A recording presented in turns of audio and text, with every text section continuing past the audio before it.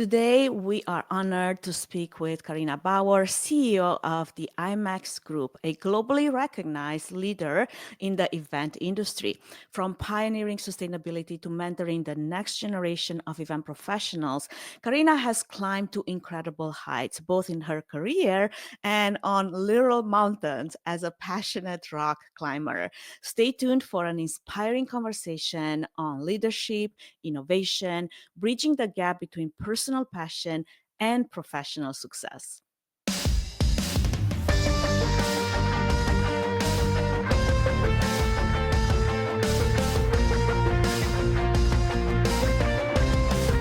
Welcome to the Events Demystified Podcast, where we demystify the world of in-person, virtual, and hybrid events, AV production, and AI technology by sharing practical tips, tricks, and strategies to help your event succeed. This podcast is brought to you by Trefan Events, a woman-owned boutique event production agency that caters to event professionals, small business owners, and entrepreneurs. We specialize in AV and AI education, integration, automation, and implementation, all based on our Fit for Events framework, which focuses on futuristic AV production, innovative AI technology, thriving audiences, and empowering behind-the-scenes teams. And I'm your host, Anka Platon Trefan, with over 2 decades of hands-on experience in event production, event management, and now AI technologies and cybersecurity.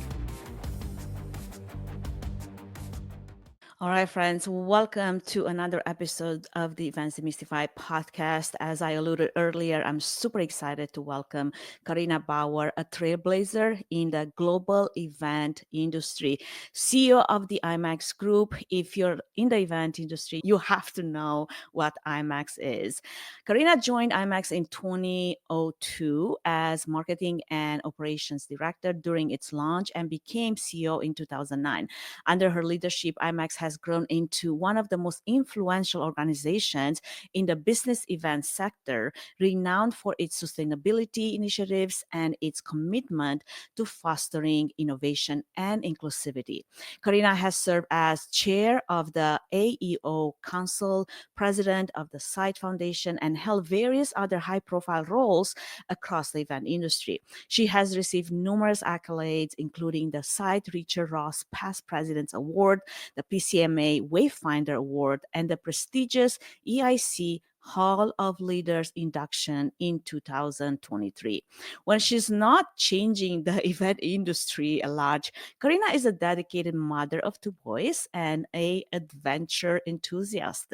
She's passionate about rock climbing and skiing, hobbies that deeply inspire her leadership style. And with that, it is my great pleasure to welcome Carina to the show.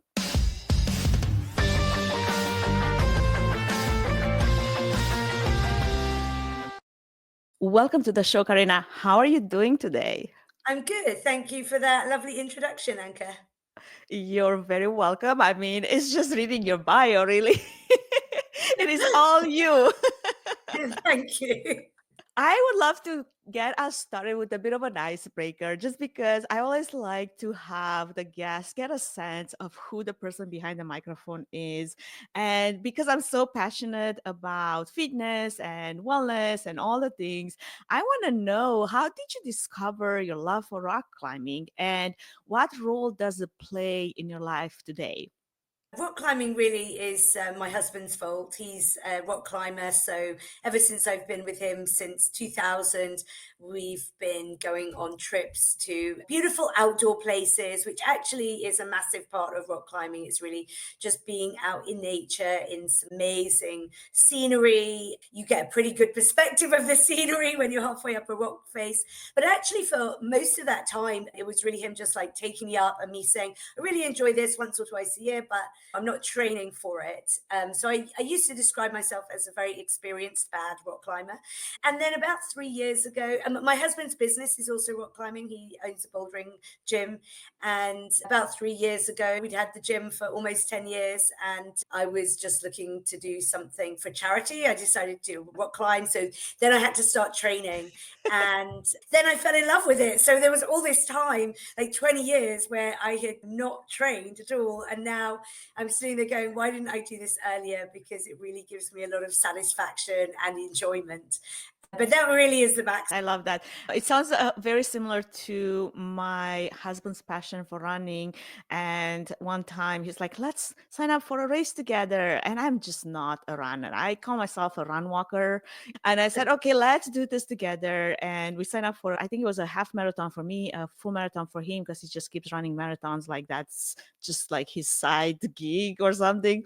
And I remember doing that and then saying, never again. I crossed that off the list. You go and run. I'll go and do weightlifting, but we're probably not going to meet on the same course again. And With have you time, carried on with the weightlifting? actually, I started weightlifting way back before he got this passion for running.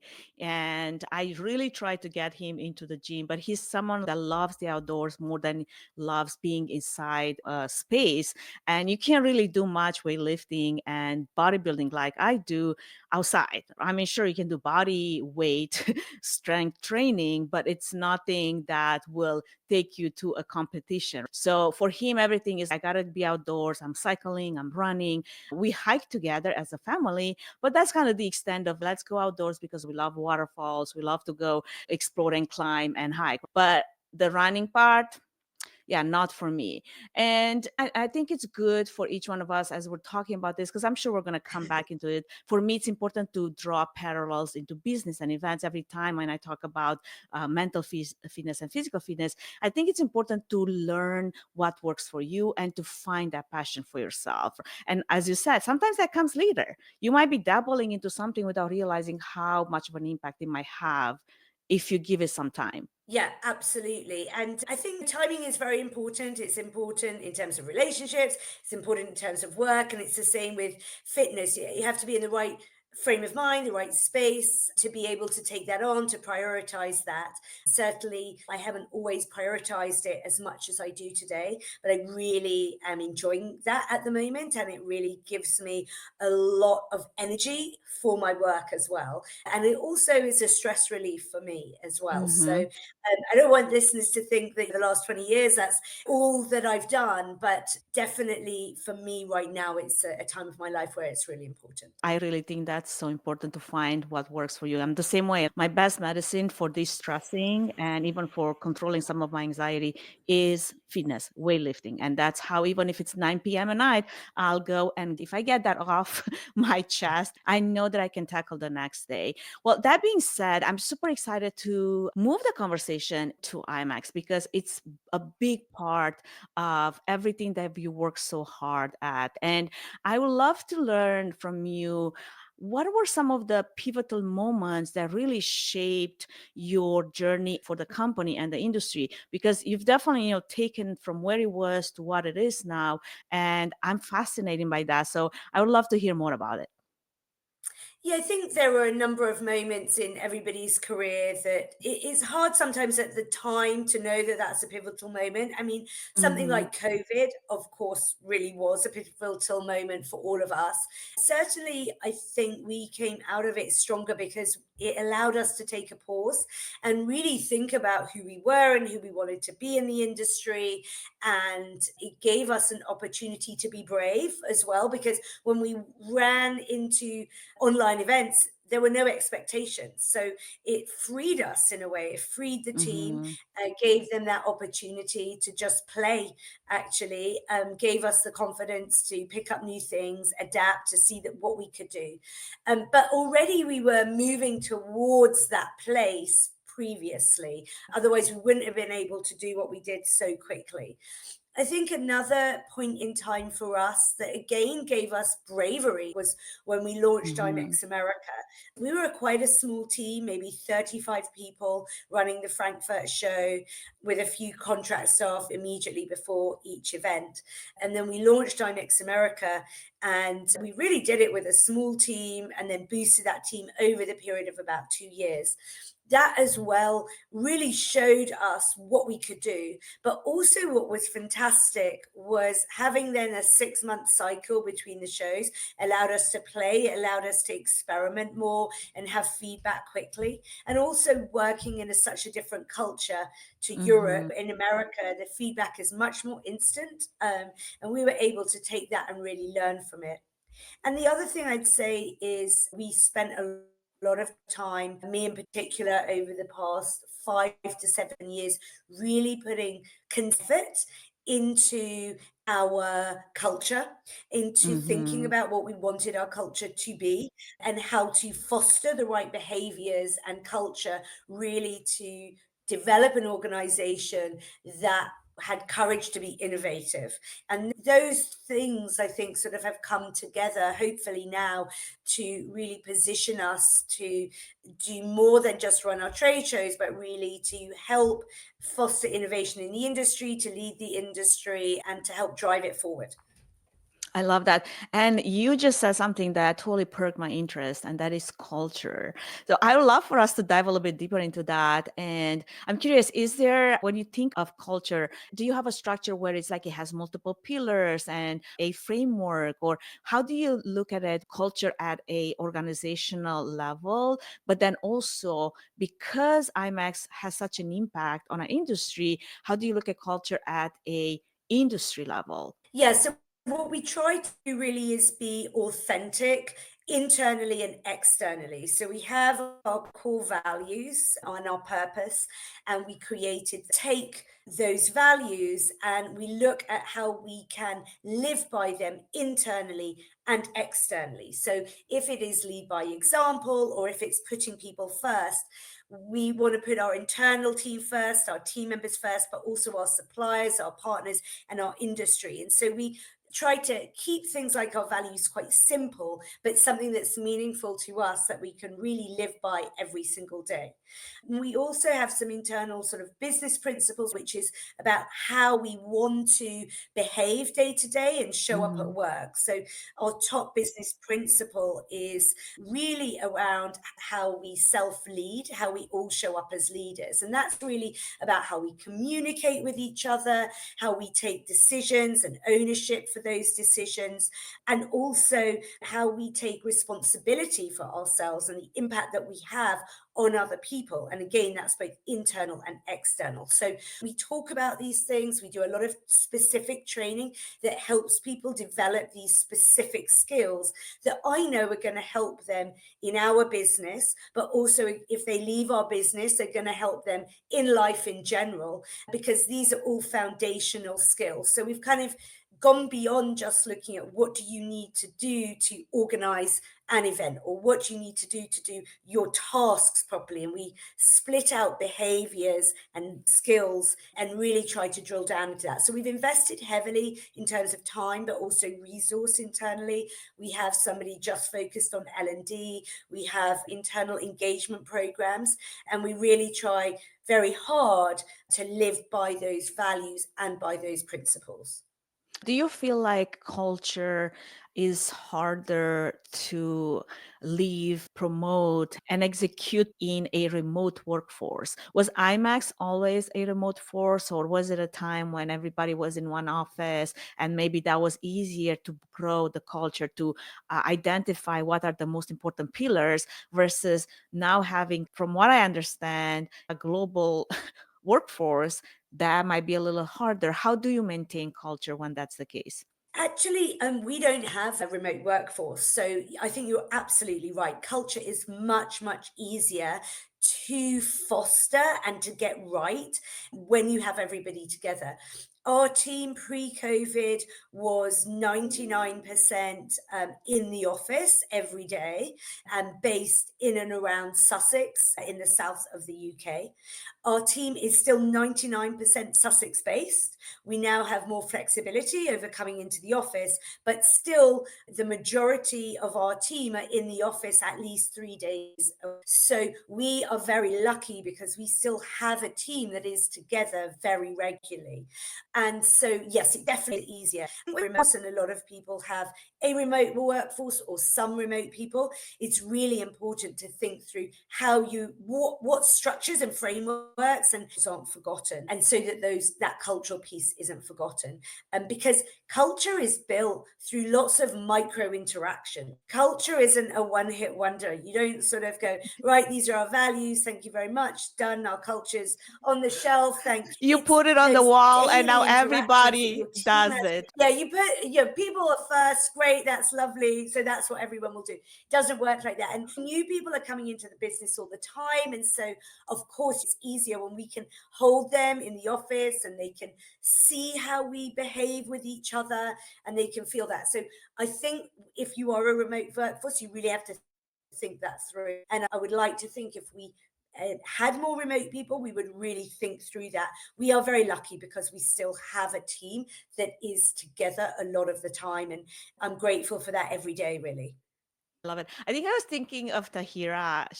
She's from Canada, and that's what I was thinking. Maybe you have different people from different parts of the world, and then when you all come together for those big, large events, that's when you really get to see that in-person interaction. Yeah, no, Tahira is our outlier. So you're absolutely right. Tahira plays such an important role in the team as head of programming, and she's based in Vancouver.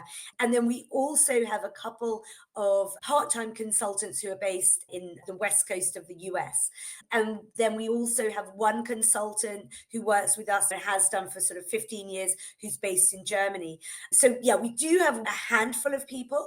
And actually, because it's only a handful, it's probably harder for them because we Mhm. don't have all these different things in place to really make it seamless for them.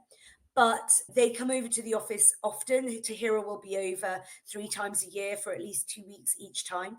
And that helps. And also because she's so well known in the industry and so established in her career and a senior person, she can make it work. But I think it would be very difficult for us to Mhm. bring on younger people in a completely remote environment because we're not really set up to do that successfully. Well, with that, I think it's important to highlight the mentorship passion that you have, which is a key focus for you. And you alluded a little bit to the power of mentorship, especially when it comes to culture and mentoring the next generation. It's something that you have championed throughout your career. So I'm curious, what are some of the strategies that you found that are the most effective as you're guiding the next generation of leaders? Yeah, I think it depends. There's sort of formal mentorship and informal mentorship, and I've done both of those, and we've used both of those internally as well.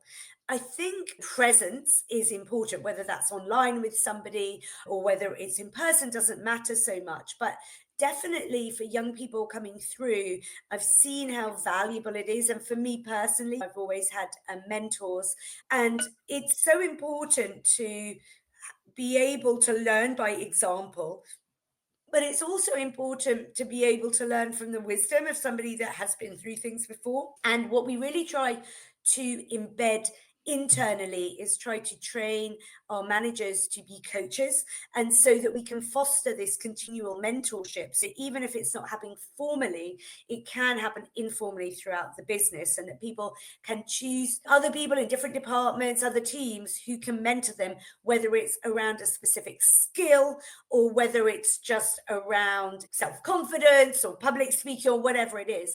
And so I think it's being present and available, putting yourself out there if you are a mentor. And if you do need mentorship, seeking that out.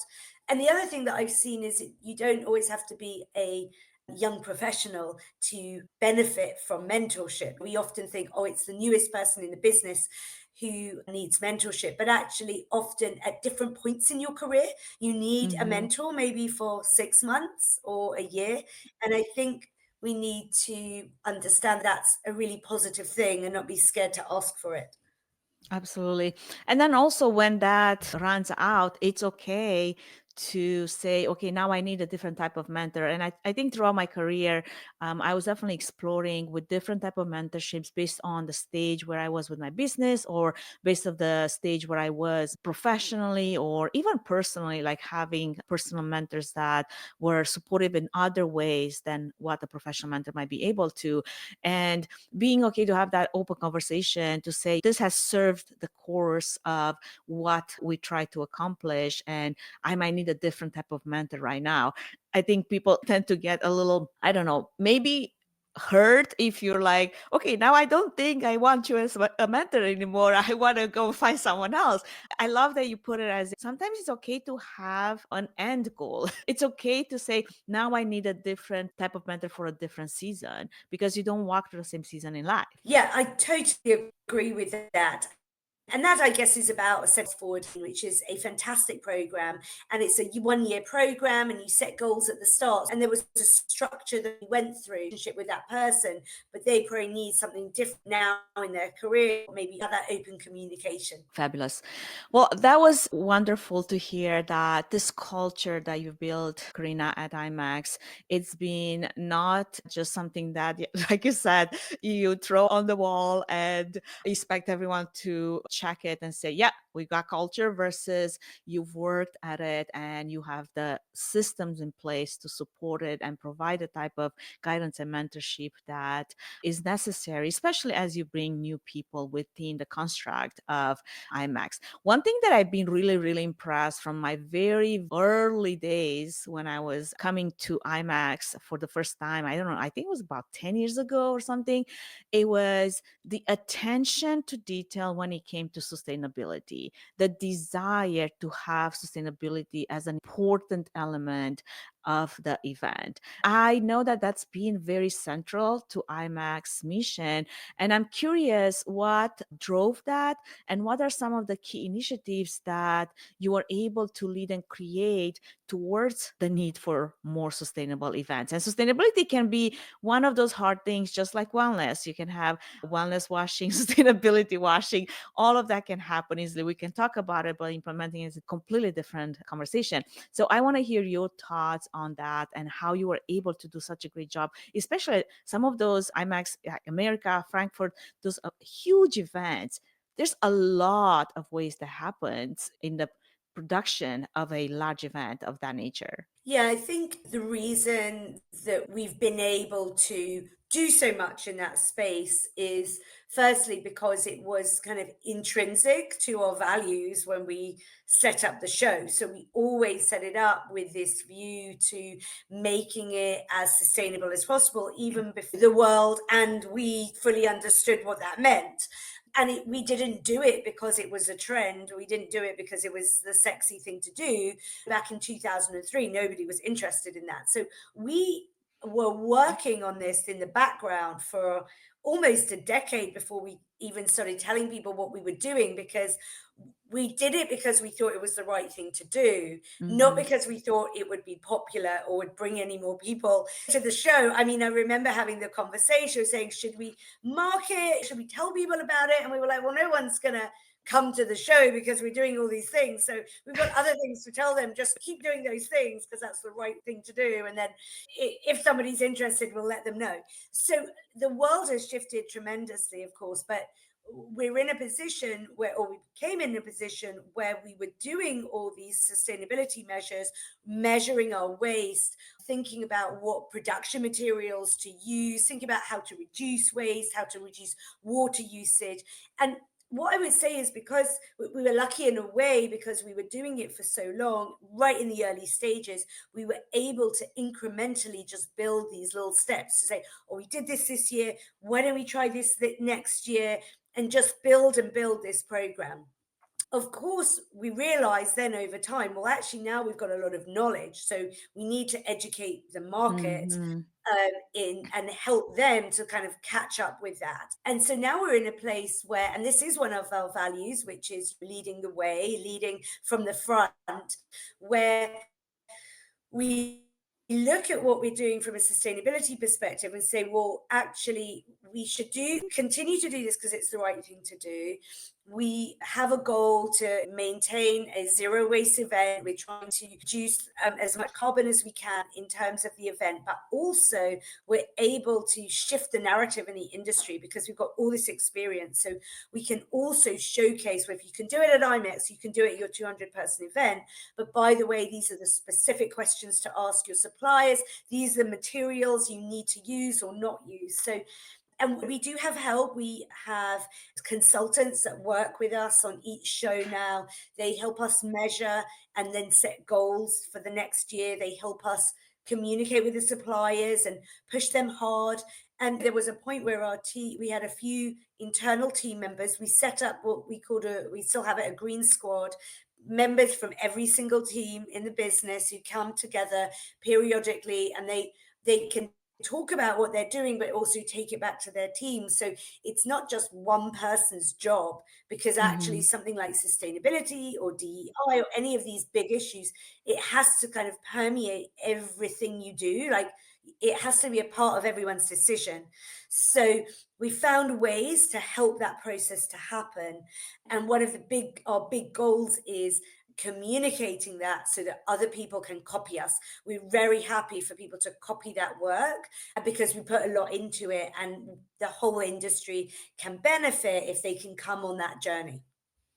And I know IMEX is great on education. Is there a framework that's set in place for example, for sustainability? Because you're right, in many of the situations in our event industry, especially agencies, associations, you have one person assigned to that one role. Now you drive sustainability, and by themselves, it's close to impossible to do that because there's so many different elements, so many different conversations that need to be having, and also so much tracking to do. And that can be hard. Like, how do you track sustainability across events if you put on, I don't know, 300, 500 events a year as an agency or as an association, right? So it can be hard to keep all of that, the role of all of that, under just one person's role and responsibilities. So do you have any tips for someone trying to get to do that in a sustainable manner, but also feeling overwhelmed at the sheer amount of work that that takes? Yeah, I think it's an interesting dichotomy. First of all, you need leadership to prioritize it. So, what we did, we've been doing this for many years, but also a few years ago, one of our strategic priorities for the year was around impact, and we focused on sustainability. So, you have to have leadership buy in, I think. You have to have somebody whose role it is to drive it, but the organization needs to understand that that's a subject matter expert that you are lucky enough to have internally, and they might work with consultants for different areas. But ultimately, that person can't do all the work themselves. So then, and that's why you need the leadership buy-in, because really you need to put in place structures, frameworks, data systems whereby everybody in the business can really contribute to that person's work. So I would say, though, you have to have somebody driving the work, but they cannot do all the work themselves, especially if it's a large business. Even in our business, that would be impossible. But somebody who's always there driving it forward, explaining how it works, bringing them into conversations, and making sure they know the latest policies or the latest materials to use. That is important, I think, and an interface between maybe the business and any external consultants. You definitely need that as well. So it's about how you manage that versus that person having to do all the work. Before we continue, I want to give a shout out to the team at TreeFan Events. We are not just an event planning and production agency. We are focused on integrating innovative AV solutions, AI strategies, and wellness-focused practices through our Fit for Events framework. Whether you're planning live, virtual, or hybrid events, the team at TreeFan Events is here to provide personalized planning, strategic design, and seamless technology management to ensure everything runs flawlessly. And now, we are offering AI-powered workshops to help you grow your business, build stronger teams, and elevate your events to the next level. If you want to learn more about how the team at TreeFan Events can help make your event unforgettable, visit treefanevents.com.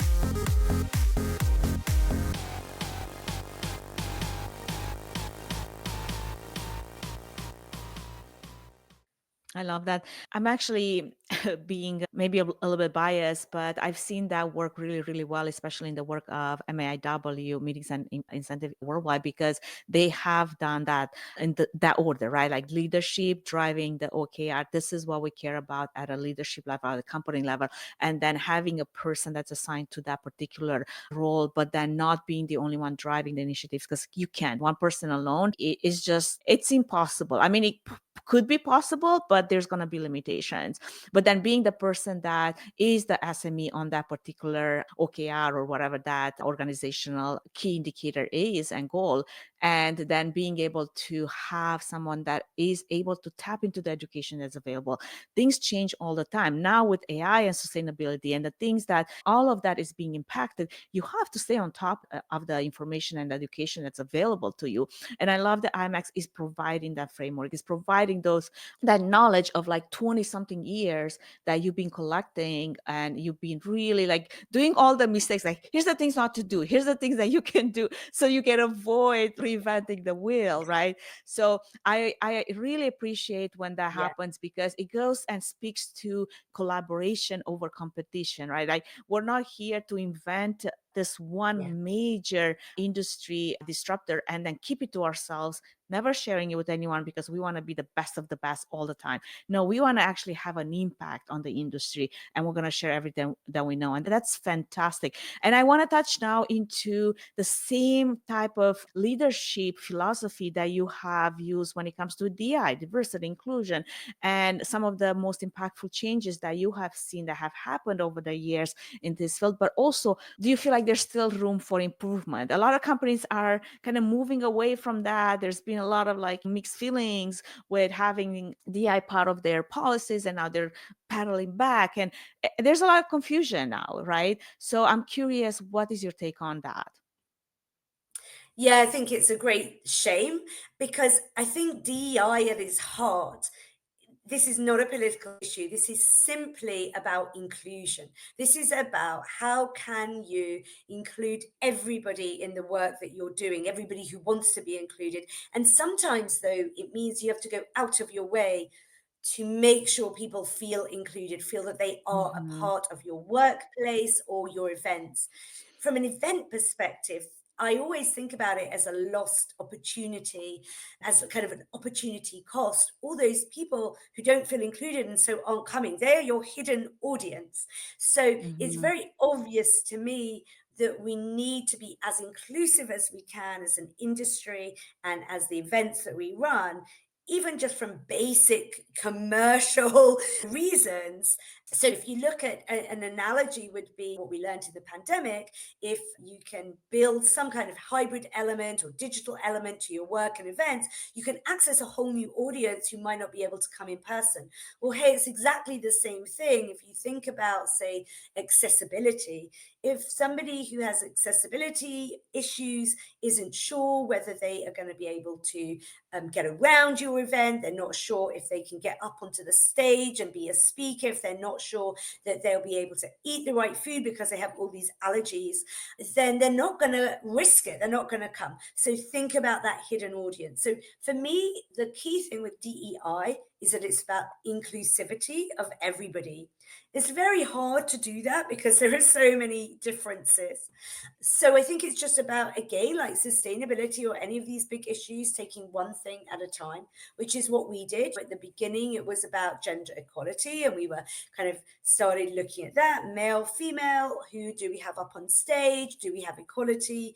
Then we looked at LGBTQ plus. We were looking at that element.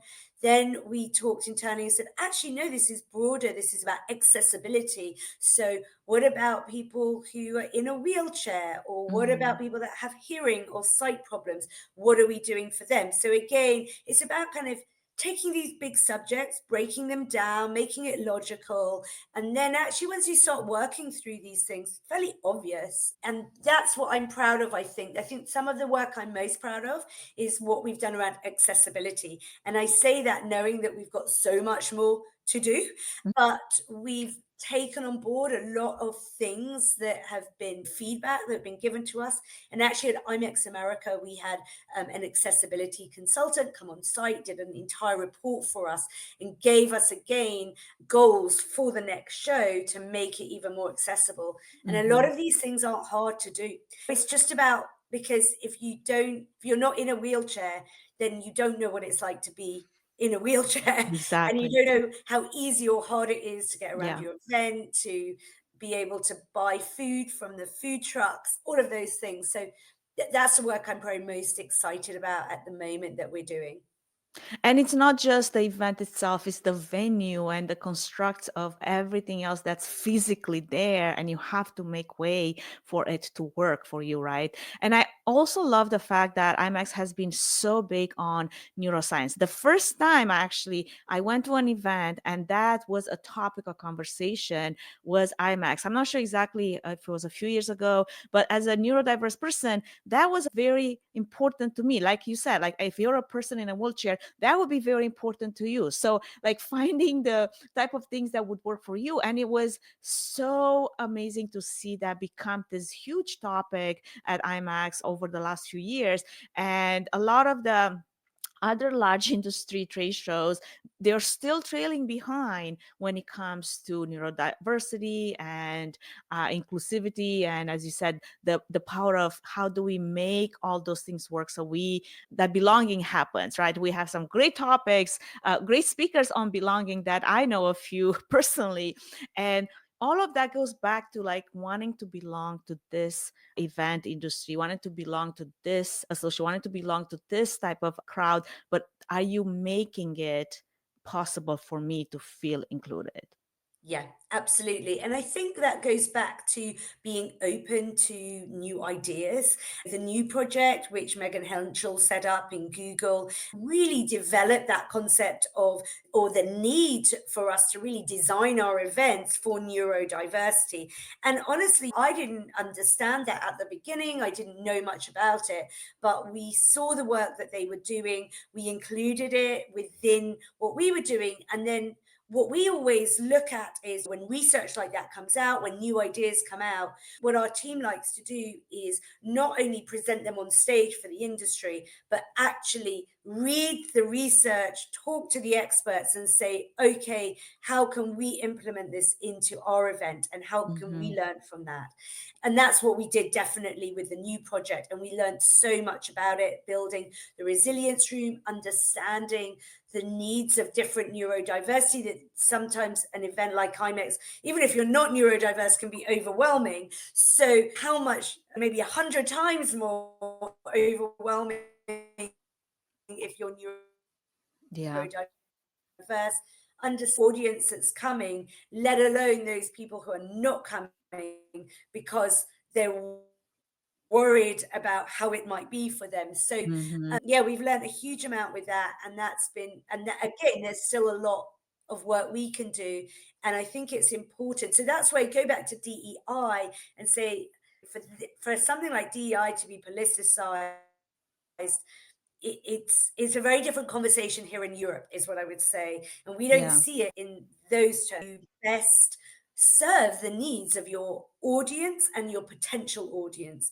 And if you want to best serve their needs, you need to design an event that's going to appeal and be genuinely useful to multiple different stakeholders.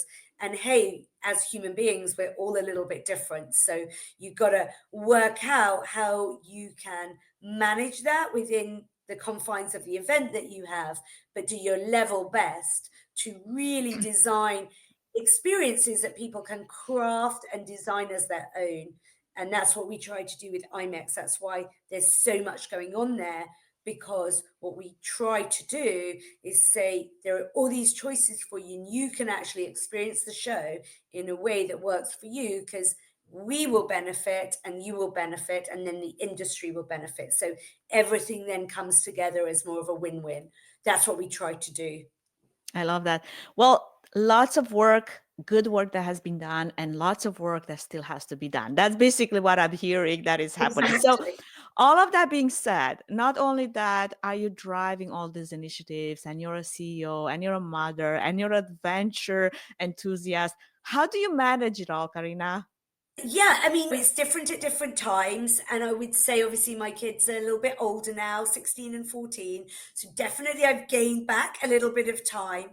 For me personally, as I said at the beginning, keeping fit, staying healthy, that's not just important because it keeps me healthy, but it gives me energy to do my work, and it's a stress relief. But the other thing, I've spent a long time as well really thinking about the structure of the business, the culture of the business, and that also was a lot of work up front, but it helps me now because we have an amazing team that I can also rely on, as well as the industry and our clients relying on. So all of those things play together to enable me to have the time to do all these different things. And the other thing I'd say is just you have different priorities at different times in your life, and you have to, it's a constant like balancing of those priorities between travel and health and well-being, and now having a time when you've really got to focus and get the hours in at work. And so I always look at these things not about like a scale day by day, but a kind of a wave. So you're kind of up in one area and down with the other, and you kind of wave through. And as long as you balance it through the year, I think it's all good. Absolutely. Well, it's so inspiring to hear that you are working and maintaining that balance, or the way I like it to call it is integration or tilting. Sometimes you tilt more into one direction, sometimes you tilt more into the other direction. For those that are listening and they might be struggling with their own well being, and even as an industry, I feel like we struggle with being fit for events. I came up with this framework and this hashtag, which I'm thinking I need to trademark. Can you trademark I the like hashtag? it. I don't know. But what I mean, like sometimes Yeah, we put ourselves through the ringer and we are the last ones to really take care of ourselves because there's so many priorities, so many things that we got to do, and we burn out en masse. What would be your best advice for those that struggle with it? And what would you say to them? Like, what is it? Are there any tips that you can share that has helped you throughout those seasons as you're going, right? You're weaving through your career, and sometimes you have more time for one element of your training, sometimes you have less time, and sometimes you focus more on your emotional or your mental fitness, other times you focus more on your physical fitness and spiritual fitness. There's so many different elements to everyone's well-being. Yeah, I think first of all, I would say it's really important to work out what you want to prioritize. And Mm, the other thing is that often or sometimes you can't do all of it at once. So when people look at me and they say, oh, you work really hard and then you travel and you have adventures and you have health and well-being. Yes, but not all in one day or all in one week. So as you say, you tilt towards one or the other. So I think sometimes people put so much pressure on themselves that they almost burn themselves out through trying to be the perfect everything at all times. I'm not a perfectionist, so I think that probably helps me at times. But I would say that it's really important to kind of work out what's important, what you want your priorities to be, but then to not beat yourself up if you cannot maintain that every minute of every day and mhm. every week and every month. When I come to IMEX Frankfurt, IMEX America, or even other industry trade events, I let a lot of things go. I say during that week, my priority is to be present at this event, to do this. If I'm able to get to the gym once, I'll be really happy. And that is good enough. And because I'm going to go home the next week and go slot back into my normal routine. And so I think it's just working out what you need to do when, and not trying to do everything all of the time. And just, I guess, giving yourself permission for that is really important. Yeah. And also knowing that you are important and that you deserve to give yourself a break and give yourself that self care and that time to re energize yourself, I think is also important and helps with burnout.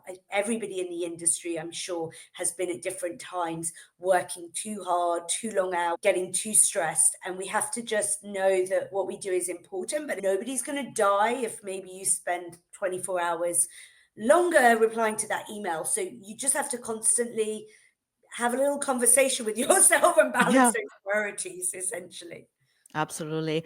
And I think for people like me and you, I think the hardest part is, like you said, to not burn ourselves out by trying to do it all and giving ourselves permission to say, okay, this week, because I've had to talk myself out of going to a workout after like 10 p.m. and I've already had like 25,000 steps and I've already been up since 4 a.m. And I had to talk myself out of doing it because that habit that I formed and knowing what it does for my mental ability and capacity and the stress relief that I get, I had to talk myself out and say, sleep is also important. So right now we need to prioritize sleep. As much as you want to be there, this is what's most important right now. There's other people that what they might need to do is to start with the habit and then build the habit and then stick with it afterwards, after that one long event that you've been out for a whole week, 2 weeks, and now getting back into your habit might be a harder thing to do than for me and you to stray away from our habit, right? So all of that balance, I think it's important for each one of us to figure it out and establish it. And I loved when we touched in the beginning on rock climbing, how that love for adventure and love for like building resilience. I think you build a lot of resilience and adaptability through that process. And I'm curious, does that also play into your leadership style? Is it a metaphor for it? Is there any qualities that you feel like you've used during that activity to really shape your leadership or problem solve some of the challenges that you've encountered as you go through life, as you run a business, as you deal with people? Yeah, I mean, I definitely think anything that gets you out of your comfort zone builds resilience. And also, part of that is sort of building the ability to step back and gain perspective as well. I'm sure there are lots of things in the world that can do that for people. Certainly, climbing is one of them, because there are so many times, there have been so many times when I've been in difficult situations, scary situations, and just positions that are outside my comfort zone. When I say I really enjoy climbing, I don't always enjoy every second Some of of it is time to scary. question my sanity. Um, but it really does allow you. What I do when I climb is talk to myself, actually. I'm like constantly talking to myself.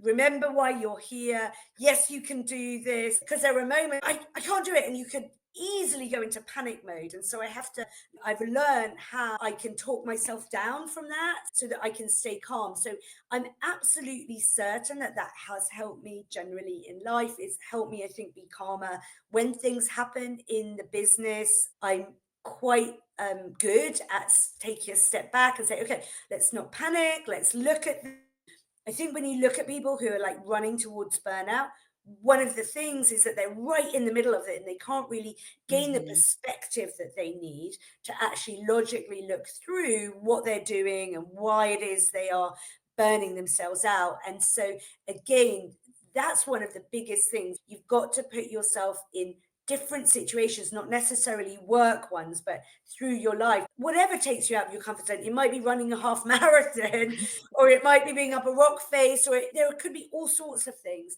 Anything that does that is really valuable. It might be standing up on stage and speaking, but just all of those big and also little moments where you feel uncomfortable, where you've got butterflies in your stomach, where you've got to really think through what's going on in your body and your mind, Mhm. helps build that resilience. A lot of people use meditation for the same way. So if you're not a physical person that wants to be climbing rock faces, you can meditation is also a great way of doing that. Mhm. So there are many ways to build that perspective building, but I think that's a really important thing. And certainly I can think of moments where I have allowed the panic to come through on a rock face and I've been shaking, and also moments where I have understood that that's not helping me anymore, and I've had to calm my mind down in order to calm my body down in order to then get up that rock face. And so it's a very visceral experience, and you learn that skill over time. I love that. Such an inspiring perspective. And I love how you said that you talk to yourself. I remember when I was running this one half marathon that I said I would never walk again. The last 3 miles, each one of those steps were what I call a fuck step because really, truly was that. But I was talking myself through it. Like, you never give up what you started. You can do this. You're capable. All the things that you need to tell yourself to believe it. And sometimes it takes words to really register for your mind to truly believe. And even like during some of the hardest PRs that I've hit, I'm thinking this weight is heavy, is 3 times my body weight, is really gonna like crush me. But if I think of it like feather light, featherlight. This weight is featherlight. My mind believes it, and then it gives my body the power and capacity to push through whatever hard thing it is that I need to push through.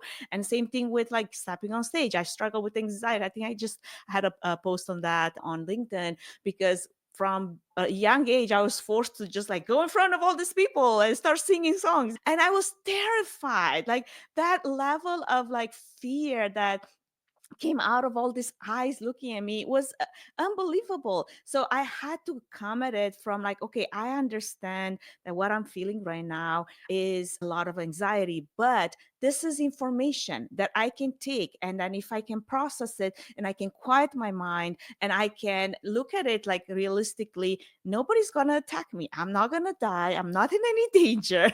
There is no need to flee or fight. And then be able to calm. And sometimes, like you said, meditation, breathing, all of those tactics, or talking to myself in a way that I know will calm me down helps. And then building that negative stress, what I call actually positive stress in a situation like fitness, rock climbing, bodybuilding, really then helps you through those negative stress situations that we all go through, and builds resilience in the end, right? So Yeah. as we come through an end to our conversation, I would love to segue back to our event industry at large. And things have changed a lot in the last year, the last 2 years. And as you're looking ahead, as you see our industry continuously evolving, and especially right now rapidly in some directions, I'm curious, what excites you the most about where we're heading?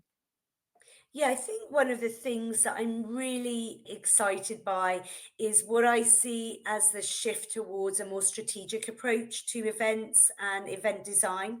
It's something that's been talked about for most of the time I've been in the industry. So that's over 20 years now.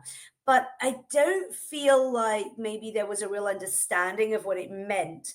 But I Mm, think lately, over the past few years, I think people are really understanding much better events positioning in the world of business outcomes and business strategy and also marketing strategy. The powerful channel that events are to really drive business goals, to really connect with an audience, to really build brand trust. I think as an events industry, were kind of shy of that. We were very focused for a very long time on creating the most professional event without sometimes thinking about the strategic side of it. Often because that's maybe really on the client side, not always seen as the event professional's job. But I mhm, think increasingly, because of the focus of the different associations, maybe some of the focus that we've put at IMEX, the narrative is really changing. And I see that shift of narrative and understanding. So, really, as you said, bringing in neuroscience into the design of events, bringing mhm, behavioral sciences, bringing mhm. the marketing profession in. That's what really excites me, that we're on that cusp of really understanding and being able to advocate for our value. I love that. I love also the agencies that are thinking like they are innovation forward, but also future minded forward, that are thinking of how, as an event planner, you are under so many deadlines and so many tasks. And sometimes you don't always have time for that strategy, right? Talk and all the things that people say, oh, yes, you should have more strategy embedded into your events, all of that. And all you're thinking, like, I have 1,000 different spreadsheets and workflows that I need to complete. Like, you're just asking of yet one another task that I just don't have bandwidth for. So those agencies that are capable to create a separation from what all those everyday tasks are versus having an intentional strategy group that thinks about the strategy of those events, I think they're really successful in our space, because then they can drive to this with the strategy. Then they can implement some of those impactful changes and meaningful changes in our industry, and then also do the event, execute the events, produce the events, because all of that is still necessary. But if you don't have the bandwidth for it because you're already under thousands of deadlines, it can be hard. It's something nice to have, but it's hard to achieve. As we Yeah. come to one last thought, I'm curious, as we wrap up, Karina, what's one piece of advice that you'd want to share with aspiring leaders, event professionals, anyone that is really interested and really passionate about making a meaningful impact in the event industry and beyond. What I see in the event industry in particular is the people that are really successful at having an impact are the people that are really true to themselves. And Mm. I think we do have a very inclusive, open industry. We're very lucky with that. And so, what I would say is have the confidence to be yourself, have the confidence to own yourself, own your career, own your goals, and put yourself out there in whatever way that makes sense for you.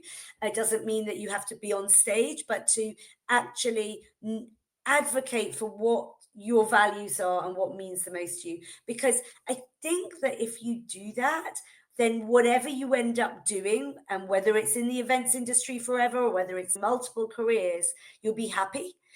And if you're happy, then the rest will come. And that's what's most important. But you have to be true to yourself to be happy.